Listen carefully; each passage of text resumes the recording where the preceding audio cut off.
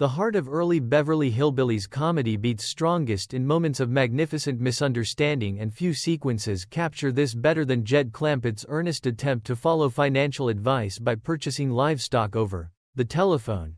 This extended set piece, masterfully woven through the provided script, stands as a masterclass in situational comedy construction.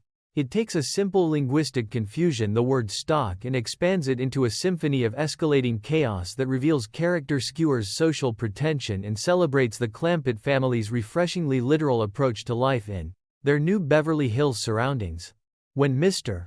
Drysdale, the perpetually anxious banker desperate to keep the Clampetts' $25 million in his institution, suggests that Jed should put some of his money into stock, he naturally assumes his client understands the nuances of the stock market. Jed Clampett, however, hears the word through the practical filter of a lifetime spent in the Ozark Mountains.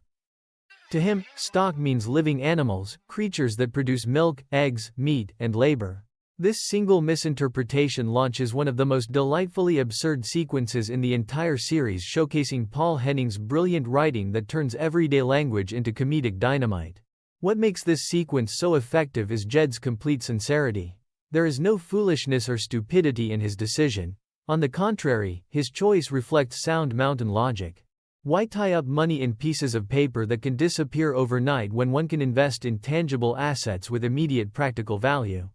Jed's calm, methodical approach to stock acquisition stands in beautiful opposition to the neurotic world of high finance. He and Granny sit down together, carefully listing their needs: a pair of goats for fresh milk, 3 pigs for future curing, 4 cows, 1 bull for breeding, a mule for work, and a dozen chickens for eggs. Their conversation is warm, practical, and filled with the comfortable rhythm of people who have spent decades making decisions together about how best to sustain their family. The telephone scene itself is pure comedic gold.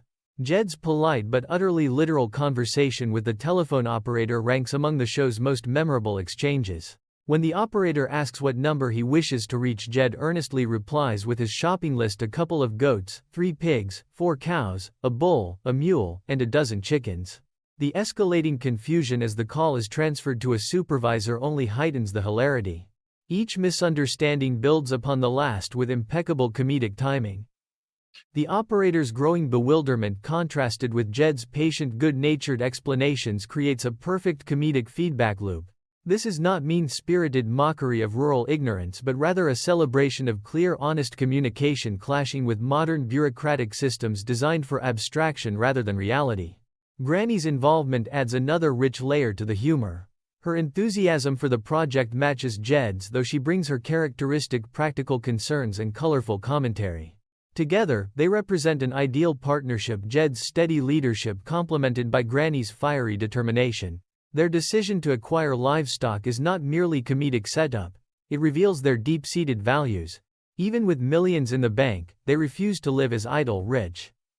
They want to work the land, raise animals, and maintain self-sufficiency. This stubborn adherence to their mountain identity becomes one of the show's most enduring and endearing themes. The arrival of the animals transforms the Clampett estate into a temporary barnyard, setting up the glorious collision with Beverly Hills sensibilities. The script's description of Jethro and Jed herding pigs, goats, and eventually a bull into what they believe is their new stock pen produces some of the episode's most visually rich comedic moments. What the Clampetts see as a perfectly serviceable enclosure is, of course, the Drysdales' meticulously maintained tennis court, a symbol of leisure-class refinement, now overrun by livestock. The bull jumping the fence multiple times even outside mating season adds delightful physical comedy while underscoring the untamed energy the Clampetts have introduced into this carefully manicured world. Mr. Drysdale's reaction when he discovers the transformation of his neighbor's property is a study in barely contained panic. His gurgling, speechless horror as he clings to the fence watching his prized tennis court become a makeshift stockyard provides some of the episode's biggest laughs. Yet even in his distress, the script maintains affection for all parties. Drysdale is not a villain, but a man trapped by his own social ambitions and financial dependencies. His desperate need to keep the Clampetts happy while simultaneously hiding them from his wife creates a rich vein of comedic tension that runs throughout these early episodes. This sequence brilliantly illustrates the show's central satirical technique, using the Clampetts' innocent perspective to expose the ridiculousness of Beverly Hills' social norms. A tennis court to the Clampetts is simply wasted space if it cannot serve a practical purpose. Why have perfectly good land if not to raise animals or grow crops? Their inability to comprehend the concept of recreational space reserved exclusively for hitting a ball back and forth highlights how far removed modern wealth has become from basic human needs and productive labor. The humor never feels preachy, however. Instead, it flows naturally from character and situation, inviting the audience to see both sides with warmth and understanding. The livestock episode also deepens our appreciation for Jed Clampett's character. His quiet pride in showing off his mighty fine-looking stock to Mr. Drysdale reveals a man genuinely pleased with what he believes is a sound investment. When Drysdale can only hang on the fence making strange noises, Jed interprets this as overwhelming joy and gratitude. This misreading of social cues becomes a recurring and always delightful motif. The Clampetts consistently attribute the best possible motives to their neighbors' strange behavior, demonstrating a generosity of spirit that the show clearly admires. Granny's parallel storyline involving her sober-up mash for Mrs. Drysdale interweaves beautifully with the stock transaction, creating a rich tapestry of hillbilly initiative meeting high society dysfunction. While the men handle the livestock, Granny prepares her potent medicinal brew with its long list of traditional ingredients. Her determination to help a neighbor she believes is suffering reveals the Clampetts' core value of community responsibility. They may be new to Beverly Hills, but they refuse to adopt the emotional distance that seems to characterize their wealthy neighbors. The physical comedy reaches new heights as the animals begin asserting their presence. The bull's repeated fence-jumping, Jethro's enthusiastic but clumsy attempts at animal husbandry, and the general barnyard atmosphere descending upon the mansion grounds create a visual feast of chaos. These scenes work so well because they are grounded in character. The Clampetts are not causing trouble maliciously, they are simply trying to make their new home feel right, according to everything they have ever known. Their good intentions make the resulting mayhem all the more endearing. Beyond the immediate laughs, this sequence establishes important patterns that would define the series. It introduces the running gag of the Clampetts, transforming their luxurious surroundings into something more closely resembling their mountain home. The cement pond, the formal gardens, and now the tennis court all become subject to their practical, life-affirming reinterpretations. This motif would provide years of comedic material while consistently reinforcing the show's message about staying true to one's roots. The telephone stock transaction also showcases the exceptional ensemble work that made the Beverly Hillbillies so successful. Each family member contributes distinct comedic flavors: Jed's calm reasonableness, Granny's feisty determination, Ellie Mae's enthusiastic helpfulness, and Jethro's eager but often misguided energy. Their interactions feel authentic and lived in, creating the sense of a real family navigating extraordinary circumstances together.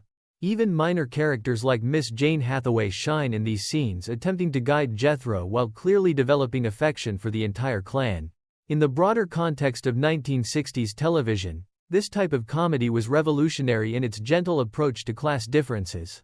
Rather than pitting rural against urban in a mean-spirited way, the Beverly Hillbillies invited audiences to laugh at the absurdities of both worlds, while ultimately siding with the warmth, honesty, and decency of the Clampetts. The show suggested that perhaps the Hillbillies, with their direct approach to life and genuine care for others, possessed a form of wisdom that the sophisticated city dwellers had lost.